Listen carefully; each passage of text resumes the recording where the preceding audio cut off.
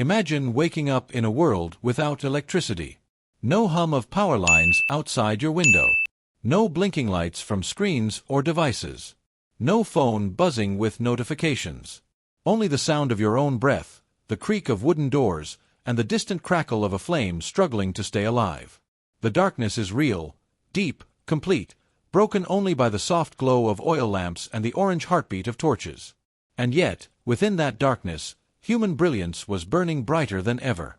2,000 years ago, in that candlelit silence, a civilization rose that refused to accept the limits of its time. They looked at nature not as something to fear, but as something to understand, to bend, to master. While most of the world lived by instinct and superstition, the Romans built by calculation.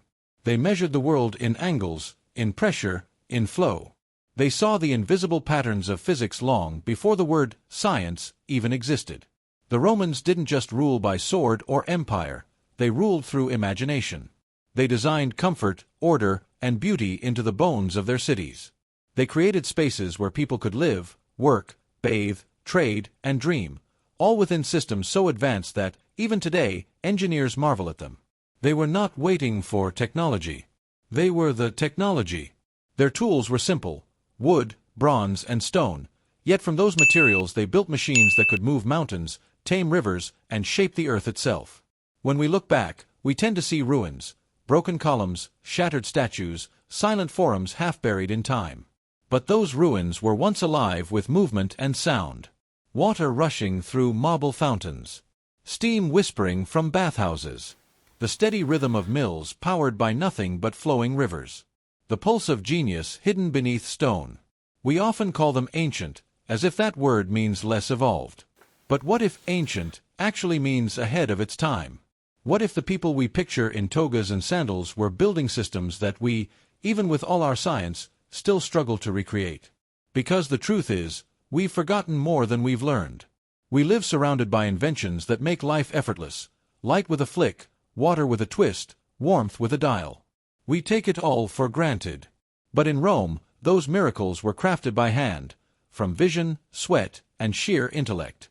They had no power grid, no engines, no computers.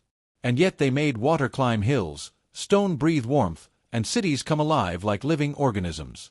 Every mechanism they built worked not through force, but through harmony, the natural balance between gravity, air, heat, and motion. The Romans understood something we've almost forgotten: that true technology doesn't depend on electricity. It depends on understanding the world so deeply that it obeys you willingly. Before engines, before circuits, before silicon chips and satellites, there was Rome, a civilization that engineered eternity. And the more we uncover of what they built, the more one truth becomes clear. The ancient world was never primitive. It was extraordinary. They say water is life. And for the Romans, that wasn't just poetry, it was power. Rome understood something that even many modern cities forget. Civilization doesn't begin with stone or steel. It begins with water. Long before pipes, before pumps, before engines, the Romans looked at their growing cities and realized they needed to do the impossible: bring fresh water from miles away and make it flow exactly where they wanted. So they didn't wait for technology to catch up. They built it. Across mountains, valleys, and open plains, they carved veins of stone that carried life itself. They called them aqueducts, water leaders, and they were more than just infrastructure. They were a promise that human intelligence could command nature without destroying it. Imagine standing in the countryside of ancient Italy 2,000 years ago. You'd see a ribbon of arches stretching across the horizon, elegant, mathematical, eternal. Each block carved by hand, each arch aligned so perfectly that the structure balanced under its own weight. No steel, no mortar, only geometry and faith in the laws of the universe.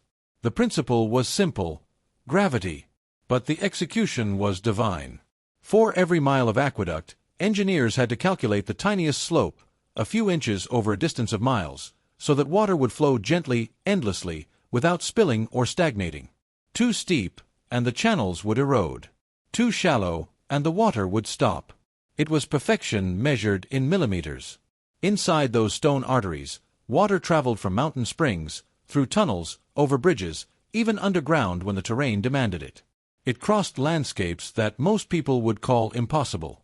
and it arrived in Rome pure, cold, and constant, feeding fountains, filling baths, and sustaining millions of lives.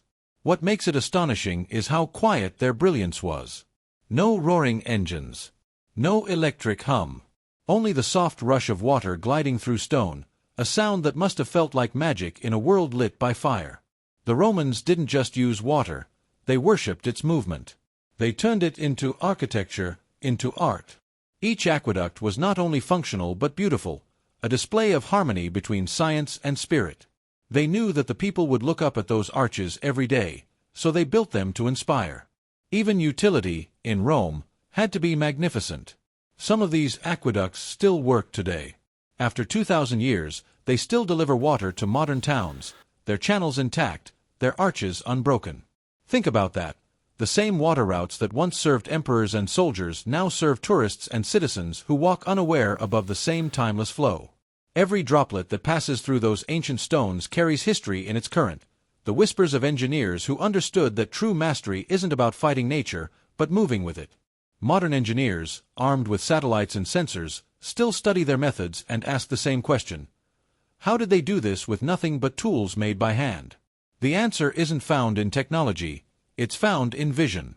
They dreamed in dimensions we no longer see. They built for eternity, not for profit. The aqueducts were more than stone and water.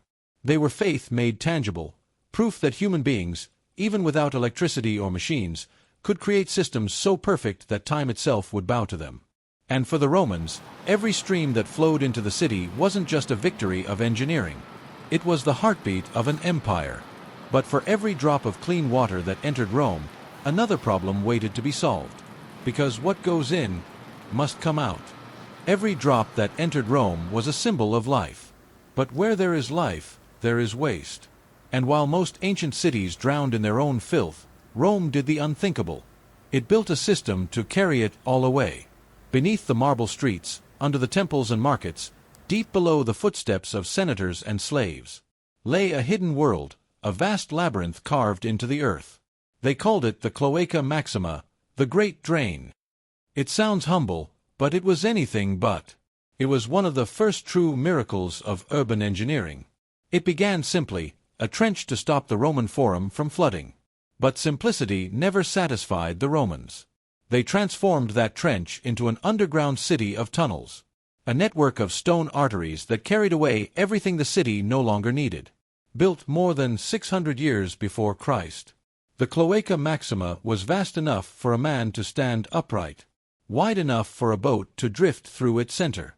Some of its tunnels were 12 feet wide, 10 feet high, arched and fitted together with precision so exact that no mortar was needed. The stones locked together like the pieces of a puzzle only the gods could solve. By torchlight, workers descended into the depths. Slaves, builders, engineers, shaping an invisible city beneath the visible one. Down there, the air was thick and damp, echoing with the sound of chisels, the rush of water, the murmur of Latin commands. They were building the lungs of Rome, a system that would breathe out disease and breathe in cleanliness. And it worked. When the storms came, Rome didn't flood. When the summer heat returned, its streets didn't rot. Wastewater and rainwater flowed together through those tunnels, disappearing into the Tiber River far beyond the city's edge. It wasn't perfect, nothing built by man ever is. But compared to the stench and chaos of other ancient cities, Rome was a miracle of hygiene and order. It was clean, organized, alive. The Cloaca Maxima became the model for every sewer system that followed. Medieval engineers copied it. Renaissance architects studied it. Modern cities still echo its design. And here's what's almost impossible to believe. After 2,000 years, parts of the Cloaca Maxima are still working today. Rainwater still flows through those same tunnels, carving its way past stones placed by hands that turned to dust long ago. There's something haunting about that. A reminder that the people who built it never saw the world the way we do. They didn't think in decades or generations. They thought in centuries, in eternity. They built as if their work would outlive them. Because it would. When you walk the streets of Rome today, you walk on top of history that still breathes. You walk above the veins and arteries of a city that was engineered to live forever. And as strange as it sounds, those tunnels beneath your feet are more alive than ever. Still flowing, still functioning, still whispering the quiet genius of a civilization that refused to accept decay. The Romans didn't just master the art of bringing water in and taking it out. They mastered the rhythm of life itself, the balance between creation and waste, purity and renewal. And as their cities grew warmer, brighter, and more comfortable, the Romans faced their next challenge: how to bring that same brilliance not just beneath their feet, but into the walls and the air around them. Because the next Roman invention would turn cold stone into warmth itself.